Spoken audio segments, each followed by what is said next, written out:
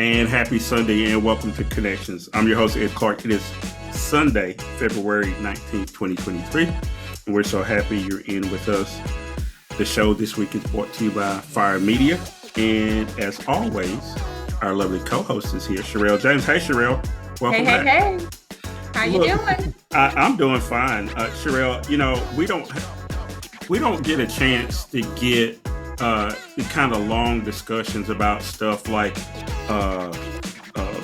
planning out the rest of your life, like wills and estates and all those kind of things. And this year, I promised that we were going to start talking about some of those issues.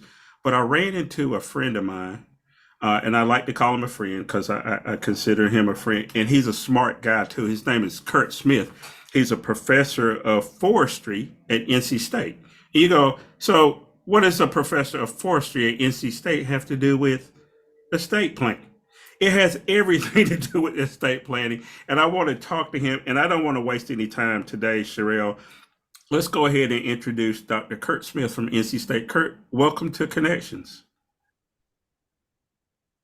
Oh, thanks for having me on, Ed. I appreciate the chance to talk. And kind of like you, everybody asks me, you're a forestry professor, and you start talking about the topic we're going to talk about, hopefully today, is heirs property ownership. And people look at me like I have no idea, like I'm out of my head. But the connection, I think, is pretty real in forestry. So just a little bit of background, if you look at the United States completely as forested land, there's about 600 million acres across the United States. And if you look at the Western United States, it's nearly all in public ownership, right? So, 80% of Nevada is public land. So it's easy to manage that and say what happens with forest resources. But when you go east of the Mississippi, it's a completely different game, right? Everything is in private ownership. So much so that of that 620 million acres of forested land, there's over 400 million acres of it is in private ownership. And of that 400 million acres, and I apologize for throwing numbers all over, but I just want to give you a little feel of the metrics of the problem. 300 million acres of it is caught up in small family farm and forest holdings. So the majority of private ownership is in small family forest holdings. And those are the raw materials, the necessary resources for regional industries, local industries, timber, pulpwood, biomass products. I could go on and on and on. They're essential for local economy and regional economy. So the interesting thing is the average size. I'll just throw it out. What do you think the average size of a family forest is? How many acres do you think it might be? So that's a hard cut. 15 acres. I don't know. Well, you went low. Most people think bigger. So the average size is 29 acres. So Not relatively small. When you're talking about forestry, you really can't even do forestry and make money unless you have 20 acres. So what you really got is a small fragmented quilt of forest property by multiple owners. And then you enter into this challenge. It's particularly prevalent in the South, 18 southern states. And North Carolina has one of the biggest problems with this topic called heirs property. And I want to talk about that. Kind of a weird term. Yeah. So before we get too deep into that, I want to remind folks you're listening to Connections. You're probably going, we're talking about forestry. What are we talking about forestry for? And the reason why we're talking about it, Sherelle, is Dr. Kurt Smith from NC State is an expert in that field. And one of the things that, and I'll just throw this out because I heard you tell this story, Sherelle, about your own situation with property. And I just went through a situation with property where I had to, evict someone from some aired property or whatever. But you have a different story that may lead us further down the road of what Dr. Smith can tell us about this. Tell us your story.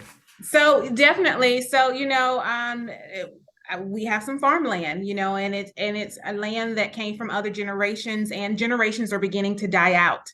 And as they die out, it's like, what do you do with that property? And one of the things that, I was just sitting and talking to some family members this weekend about is, while the siblings of the parents who have died are still here alive, let's figure out what we need to do, if it needs to be in a corporation or entity, or what do we need to do so that as it goes down to the kids and things of that nature, where it continues to get divided even more, it gets diluted in how can you make a decision when so many people, right, have a decision or interest in it. With that being said, we did go through, my family went through on one side of the family having some heir property that was 3, 4, 5 cousins removed from the original owners that actually ended up going to court. And we had, it was interesting. I'm gonna tell you this, Ed and Dr. Smith, it was so interesting of property being traded, because you think about back in the day, you wrote your property over being African American, that's all you had. So you wrote your property over maybe for a car lien, and then when you paid it off, you got the property back, or maybe you didn't get it back, or maybe there was a family member that had a little bit more money and you write it over to them to borrow some money, and then you pay them off and then you got it back, or maybe you didn't pay them off and they didn't get it back. So tracing all of those things to figure out how much went to which cousin and person, oh my gosh. And it caused a big divide in the family for a little while, until it could really, we're now back together in that way. But I want to hear from Dr. Smith on kind of some of those things when we talk about heir property, because that is a very big thing in North Carolina. Yeah, it's a huge problem, and it's a huge problem with land loss, and in particularly black farm land loss and forest loss. And I'd like to touch on that down the road just a little bit, but I wanted to explain exactly what heirs property is and why it creates a vulnerability, right? So it's a form of what they call tenancy in common. So the difficulty of it is, so if your mom and dad die and they leave it to the kids with no will, they are the heirs. And if they never go to court to probate that and they leave it alone, and they die, and their kids are become the heirs. So everybody owns an equal share of this property. And this goes on and on for generations and generations, particularly in Eastern North Carolina, where interfacing with the legal system is not the norm, and even less the norm in the African American community than the Anglo community, without a doubt. I think one research piece I looked at, 64% of white landowners had wills, and only 24% of black landowners had wills. So if you die without a will, you're starting this problem of not having a succession plan. And the way heirs property works, and it can be taken advantage of by developers and other people, is, so this goes on for sometimes 2, 3, 4 generations. At this point, there are 200 or 300 heirs that legally have 1/100th or 1/200th of that property of 1,000 acres. They could be living in Alaska, California, and South Dakota, and North Carolina. Many of them don't even know that they have a legal interest to the property. So the title is clouded. The landowner, maybe there's somebody living on it, your great uncle, and maybe he's even living in a house, but he can't sell it. He can't participate in USDA cost share programs. Timber companies won't buy timber unless you have a clear title, for fear of winding up in court for the proceeds. So your land is it's just problematic on so many levels. Now the story gets even worse. So what happens is your cousin in California says, I didn't even know I had land. I'll sell you my share. And so this person says, okay, I'll buy it. He becomes an heir, just like he was part of your family. And he can petition the court to partition the property. And the court, the court can't figure out where to find these people, or they can't figure out how to equitably divide 100 acres into 300 shares and find people. Instead of ordering a partition, they order a sale. So they order the land to be sold on the spot at an auction. And the land goes up for auction. And then frequently what happens is the developer will simply buy all of that land at auction and distribute the money. So he takes over the entire property from the heirs, even to the point So I'm approaching it from a forestry standpoint on large parcels, but this happens in urban situations too, where people can actually be evicted from their homes and apartments and things like that as well. So you can actually have the complete loss of land for somebody that's dead sure that they own the property. And so Yeah. there's a lot of problems. Maybe I'll pause there, but there's a cultural aspect here that I'd like to get into of why this happens more in the African American community than other communities. Yeah. But let me pause there because that's a big story with a lot of moving plates, right? Yeah, most definitely. And if you're listening this morning, it's Sunday, February 19th, 2023. That's Dr. Kurt Smith from NC State University.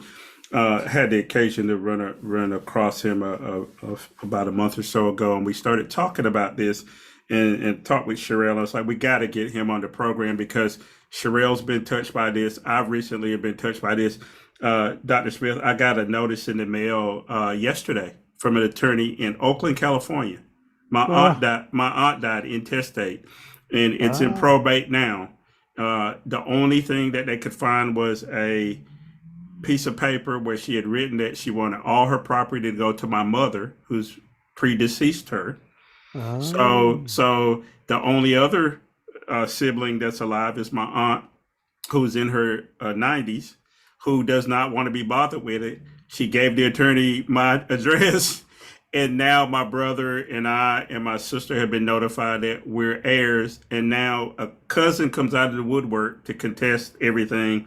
And so got a notice that there's a hearing in Oakland if I want to show up next week in Alameda County, California, to discuss this property. And it's an urban property, but it's just shy of an acre, but it's a lot of money because it's in Alameda County, right? The house here in North Carolina may be worth $100,000, but out there is north of $600,000 for the property. In addition to that, there's some other holdings that my aunt had that people did not know about in North Carolina, in Harnett County. So this hits very close to home, and I'm glad we're talking about it today. Folks, make sure you have a pen and paper handy because I need for you to write some of this down. We need to go ahead and take a break. Let's go ahead and take a break, Sherelle, now, and then when we come back, I want to pick up this discussion because I want to get to why African Americans seem to be the folks that are suffering the most.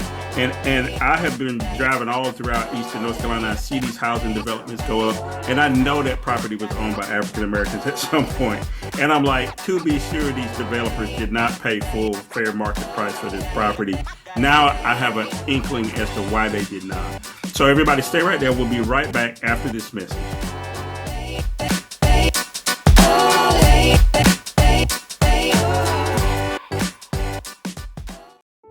Too many women die every year due to pregnancy-related complications.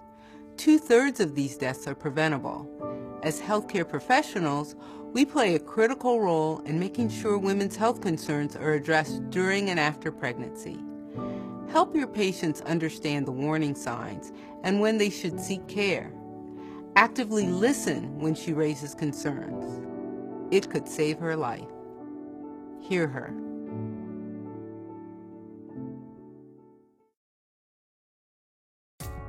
Be the difference at Elizabeth City State University and discover your strength, ignite your passion, and prepare to make a difference in the world. Nestled in northeastern North Carolina, ECSU is your home away from home, offering a quality and affordable education in a nurturing and supportive environment. Size does matter, and ECSU's small size means that students know their classmates, students receive one-on-one attention from their professors, and students know that the faculty and staff are committed to their academic success. And welcome back to our second segment of Connections. I'm your host, Ed Clark, in with Sherelle James, our co-host. We've been talking to Dr. Kurt Smith from NC State University. We wanted him over in the second segment because we're a long way from finishing talking about this subject. It's extremely important because I just told you my story about heir property. That's very recent. Sherelle has told you a story about heirs property. Dr. Smith has told you that African Americans seem to be suffering a lot of this land loss. I know for a fact African Americans have been. If you know me, you know my story. At one point, I worked for the Federal Emergency Management Agency, and I was throughout the United States of America, not just in the South, but all over America. I saw people come in, take people's property, especially after disaster, because the saw was we need to do mitigation, right? We need to claim this property so we can put a berm up or put a whatever to prevent flooding. The floodplain has changed because of timbering that's going on and so on and so forth. So I don't want to talk too much. I need to get Dr. Kurt Smith back in here. So Dr. Smith, before we left for the break, we alluded to the fact that African Americans in Eastern North Carolina are losing a lot of property. Tell me why that is. Why are African Americans suffering this land loss? Yeah, there's a lot of reasons. Some of them I think are culture. I mean, there's really, again, not to be flip, but there's just a lot of moving plates to the thing. One is cultural, though, for sure. The African American community interfacing with the legal system. I mean, just think of the trajectory of race relations up until 1960, right? Interfacing with the legal community is not something that the Black community is going to want to do readily, right? So these lands are vulnerable. Heirs property is the most vulnerable kind of tenancy in common that you can have.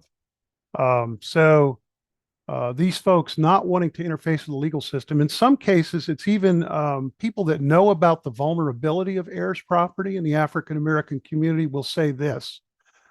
Their great grandfather was the first person to own 1,000 acres, 100 acres down east. He's buried on the property. And I actually want any heir, even if it's 1,000 heirs, I want them to be able to come to that property and say, I'm an heir of that property.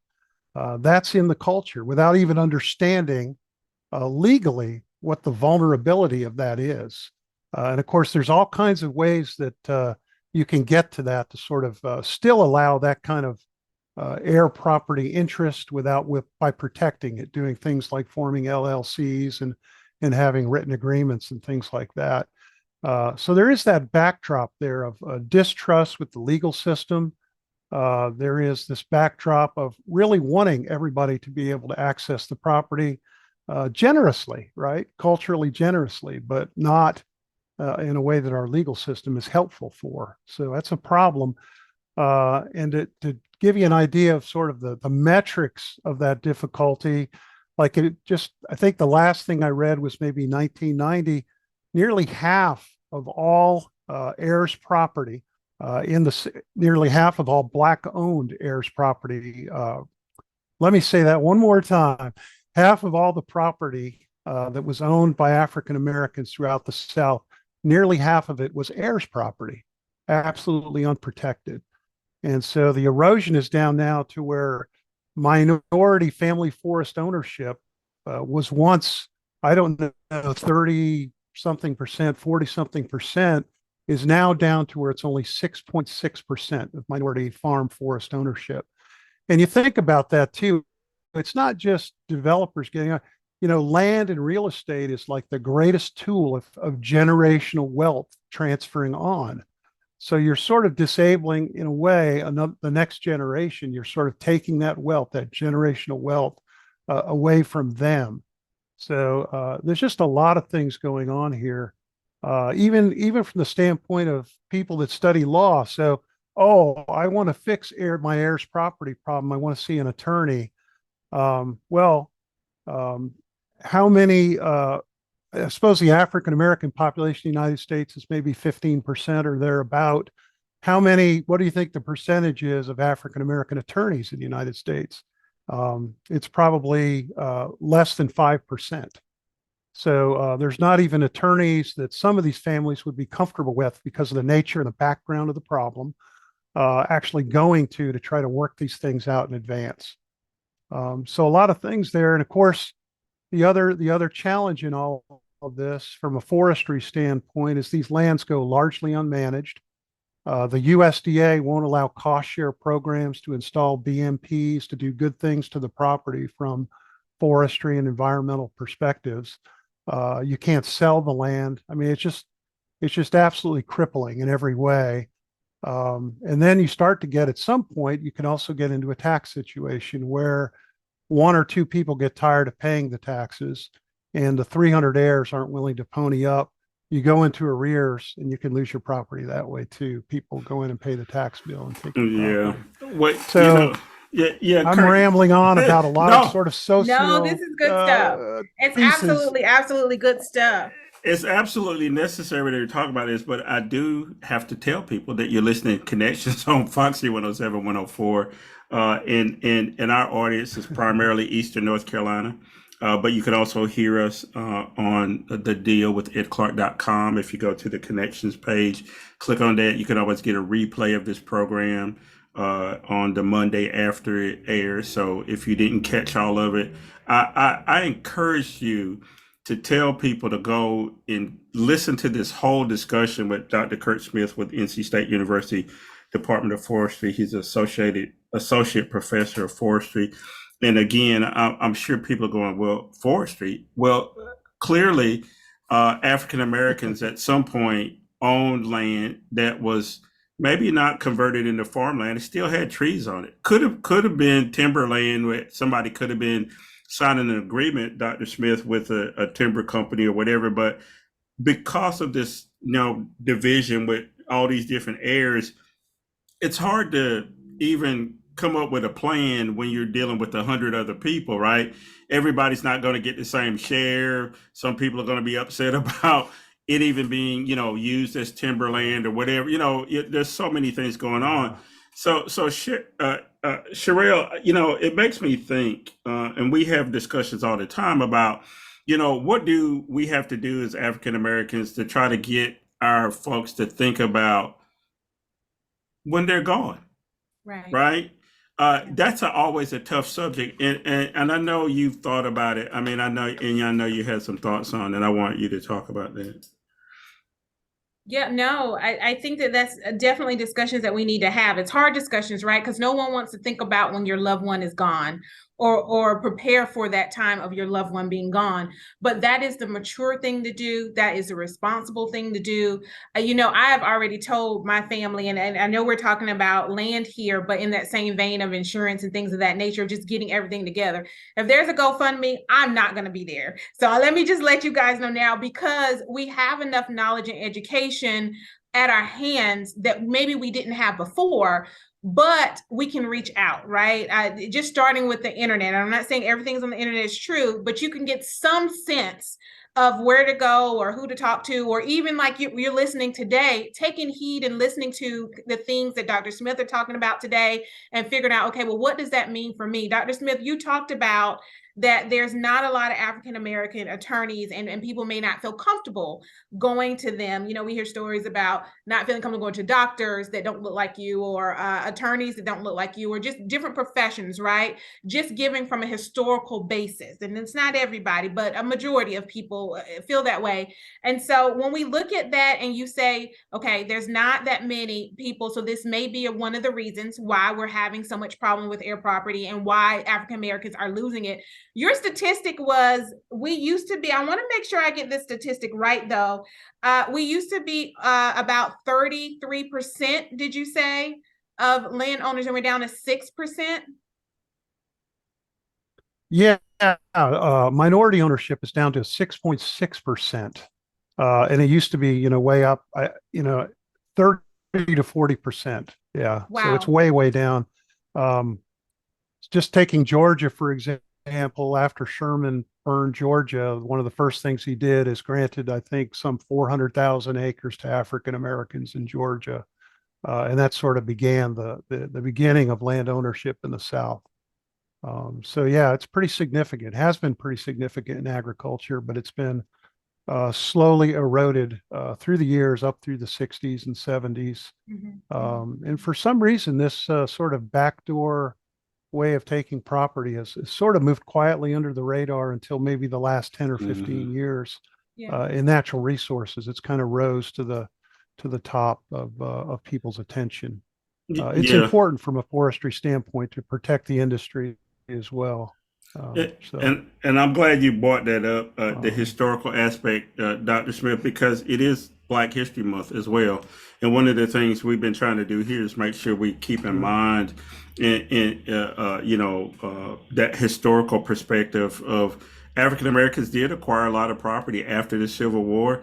Again, I have another story I can tell you, Dr. Smith and Sherelle.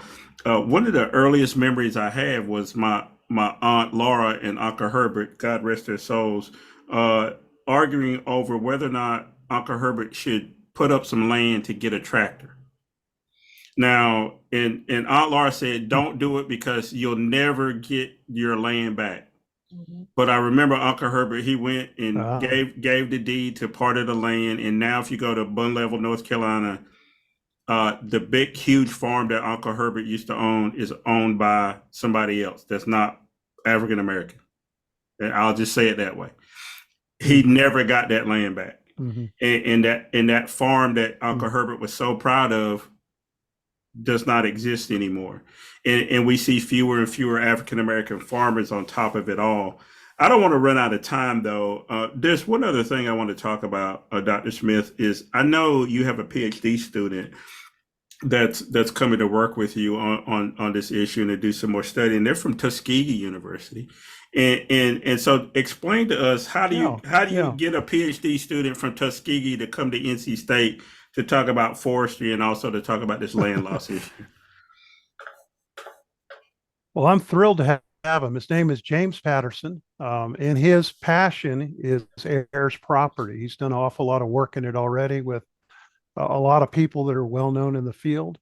So I'm able to fully fund him for 3 years to pursue his PhD and to try to tackle some of these issues of partitioning and heirs property ownership related to forestry.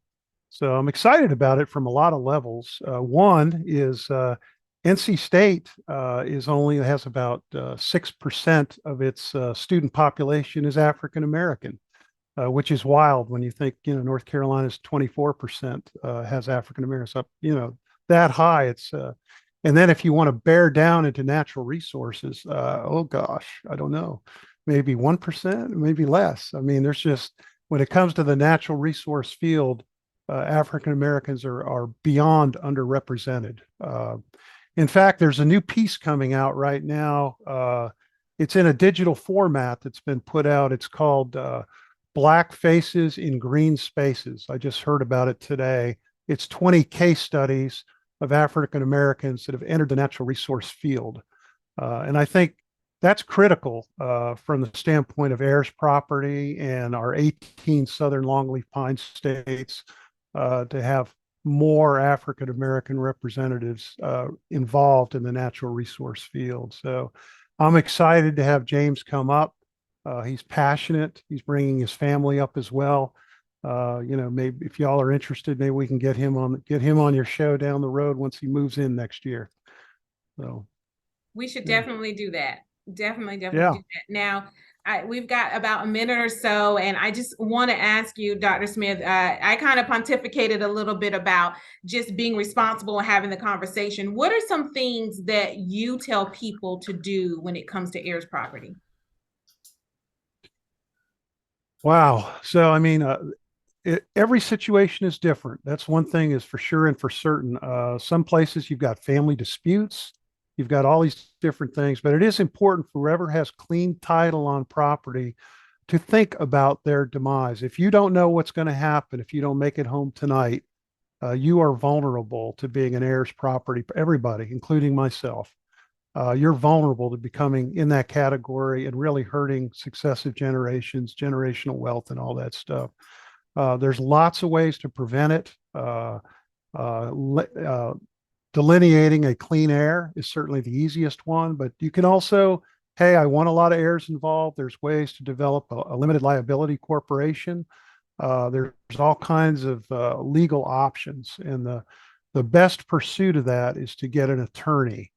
And I'm probably out of time, but I got to say, we are working to get some grants from USDA to have some free legal clinics at We've been talking to Campbell University and some other schools, UNC, Wake Forest, Central, just about the possibility, if we can get funding, of doing some clinics, paying for legal fees to try to resolve heirs property, or having a somebody to come in and do dispute resolution. I mean, just having the $20,000 or $30,000 legal bill is enough to make people say, we'll just forget about it, So I did want to put a plug in that. That's one of the solutions. So I better stop there. I think I may be out of time. Well, we are out of time because I hear some music in the background. So that means we got to go for this session. But Kurt Smith, I want to thank you so much for taking the time to be with us. You're going to come back whether you want to or not, because we got to have you back, and we want your PhD student to come back as well.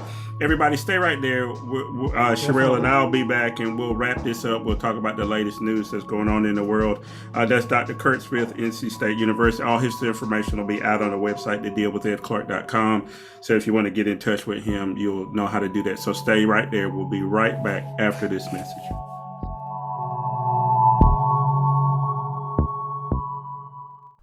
Attention all food lovers. Tired of the same old meals every day? Want to spice things up in the kitchen? Look no further than King's Pepper. Our website, kingspepper.com, offers a wide range of high-quality spices, seasonings, and blends to take your cooking to the next level. From exotic spices to classic herbs, we have it all. Plus, all of our products are 100% natural and ethically sourced from around the world. Visit kingspepper.com today and discover the flavors that will make your taste buds dance. That's kingspepper.com, where every meal is a flavor adventure. And welcome back to our third and final segment of Connections. I'm your host, Ed Clark. It is Sunday, February 19th, 2023. I'm so glad you took the time to listen to us today. I hope you heard the first two segments. Sherelle, Dr. Kurt Smith is a friend of mine from way back, and I never knew what he did during the day.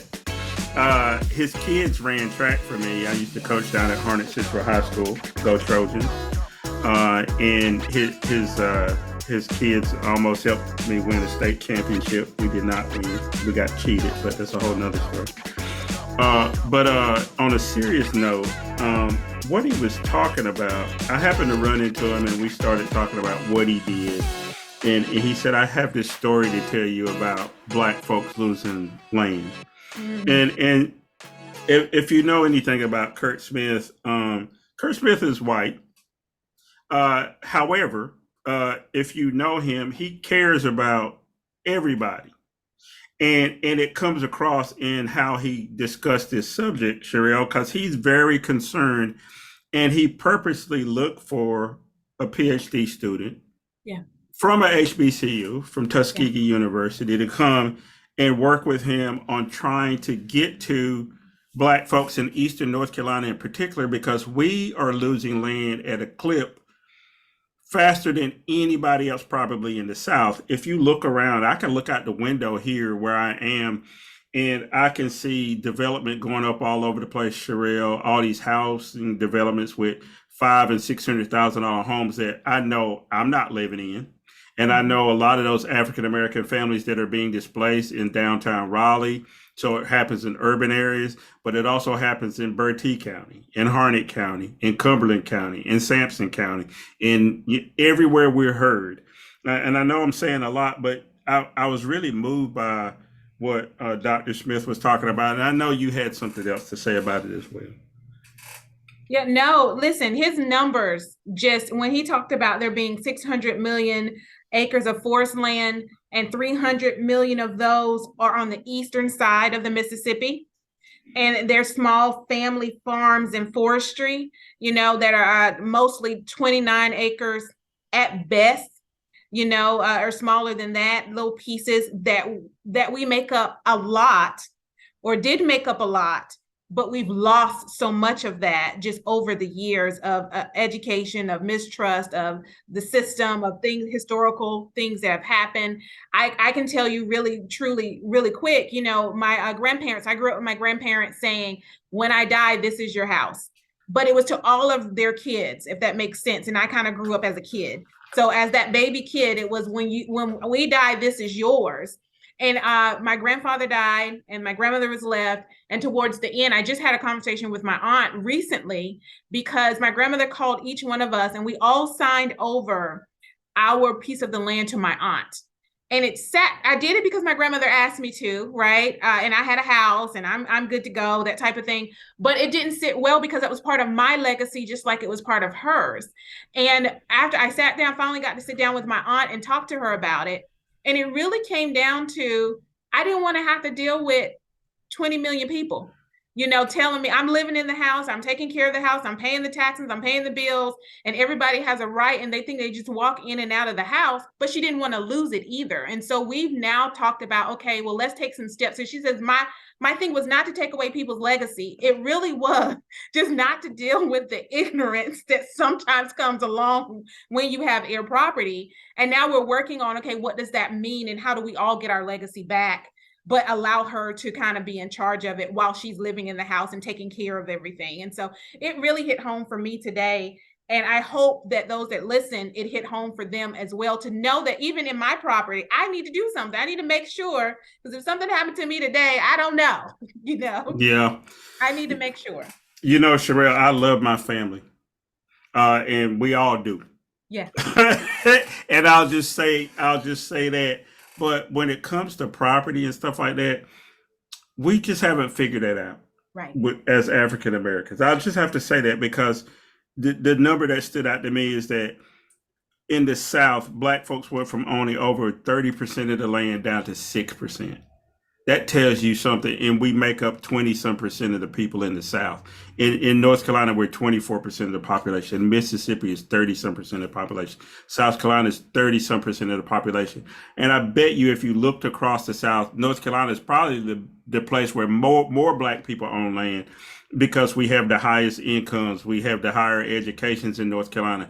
Think about somewhere like Mississippi, Alabama, Florida. I don't even want to think about it, Sherelle, but we have to, and we have to talk about it. So as a programming note, one of the things we're working on is making sure we get people in here to talk about what do you do for your state? How do you plan for it?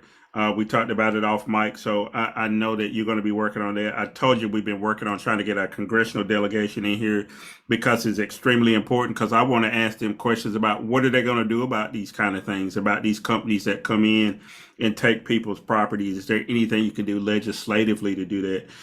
But before we run out of time, Sherelle, I do want to talk about a couple of stories, a couple of things that been on my mind. And for some reason, I keep looking up in the air for balloons. This balloon thing, Sherelle, I heard a couple of people talk about it that know a lot more about this than me. And one of them was Neil deGrasse Tyson, the famous Black physicist, astrophysicist. And he was like, look, there's a whole bunch of stuff already up there that you just don't know about, that are balloons, weather balloons, real weather balloons. And if these were UFOs, then certainly we would have known about them before now. And the whole notion that there are people in other galaxies who are interested in humans on Earth is laughable to him, because we're not all that special. Now, I know a lot of people want to think they are, but we're not. The last thing I'll say about balloons, Sherelle, is that we spy on people. People spy on us. Doing it with a balloon is probably not the most efficient way of doing it. And I'll just leave it there. I don't know if you want to say anything about balloons, but I know there was some other stuff you want to talk about before we ran out of time. Before we ran out of time today. Tell me what story you've been thinking about this week. So there's a couple of things that have been happening, and one of those things deal with immigration. And it's been interesting that there was a bill signed this past Wednesday by Governor Ron DeSantis, expanding kind of that controversial state program on transporting migrants. And one of the things that is really interesting to me as I was reading about this story and kind of learning a little bit more about it is that it does allow for it to pick up where the DeSantis administration left off with last year, when they had a bus, 2 planes from San Antonio, Texas, go to Martha's Vineyard in Massachusetts. But the biggest thing about this program is that it's also there's budget law that created the program that specifies money to be set aside to relocate unauthorized aliens from the state. Now, that in itself is like, okay, but the big thing for me was that there was a state of emergency that was declared related to the immigration, and the program allows, wait for it, administration to award millions of dollars in no bid contracts. Oh, really? Companies. No bid contracts to companies to facilitate that transportation of the migrants, with little public disclosure. And so I look and I say, okay, what does this really, what does this really have to do with? And we're a capitalistic society. Mm-hmm. And it really comes down to those dollars and making sure that you can help those that you want to help with those dollars with little public disclosure, but you're using state funds, all of these things. I just I'm not sure. Something's not smelling right in the water. Let's just start with the immigration part, but then go to the no bid, little public disclosure. I'm just kind of going to do what I want to do. Hey. Yeah, I hear you. Well, you know what? A lot of African Americans don't want to feel like we don't have a dog in the fight with immigration, but we absolutely do. Especially if you're a citizen in a place like Florida, where they're taking your tax dollars and they're using them to transport people, to Martha's Vineyard or wherever else. And this is the weird part. You said Texas, right? That came from Texas. This is what happened. The state of Florida took Florida money, gave it to Texas, gave it to Governor Abbott, and let him fly people to Massachusetts. They've also put people on buses and sent them to Chicago and different places, New York City, dropped them out in front of Vice President Harris's residence in D.C. Yeah. Yeah. Here's the thing, Sherelle. Nobody in America right now, or very few people in America right now, can say that their ancestors were here 1,000 years ago, other than indigenous Americans. Yeah. I won't call them Indians because that's a misnaming of them, right? The indigenous people who were here. The same can be said about in Canada. Throughout Central and South America, people came from Europe and claimed this land. We just talked about land for the last 30 minutes, Sherelle, about people coming and taking other people's land. And land is status, land is wealth, land is a whole country. The United States of America was pieces of other countries that we took and made into a single country, and we killed people. That's just the truth. Now, I know Ron DeSantis doesn't want us to talk about that because he's banned AP African American history. He said it's not worth anything. He every time you say something, he says you're woke. He just uses that as a throwaway phrase, right? The reality here is, as we're in Black History Month, is that we also need to think about indigenous people. We need to think about those people who are crossing the border and why they're crossing the border. A lot of the upset in Central and South America that's causing people to come here has to do with American policy. There have been times when the United States of America overthrew countries because the Dole Pineapple Company wanted them to, or Chiquita Bananas wanted them to, or we invaded Haiti, or we invaded Grenada. You go down the list, right? Panama. American policy has caused all this upset in Central and South America. So we got a lot of history we need to talk about. We do. And as we close this out, I just want to say this, because the way immigrants are positioned, there's a slant that only certain people who look a certain way are immigrants. And I think you hit on something that I want to make sure that, we heard, all the listeners heard, is there's immigrants if you're from a different country, first of all of us were immigrants at one point, but if you're from a different country, then you're an immigrant.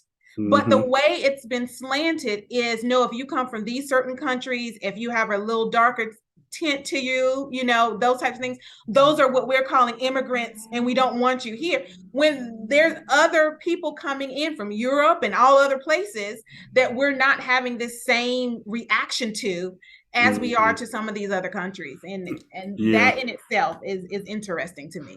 Well, I don't want to run out of time, Sherelle, so I'm gonna end it there. But I'm gonna give you a programming note. If you happen to catch Talk Back with Larry Hall last week, I had mentioned the Floyd family. They're from North Carolina, George Floyd's family.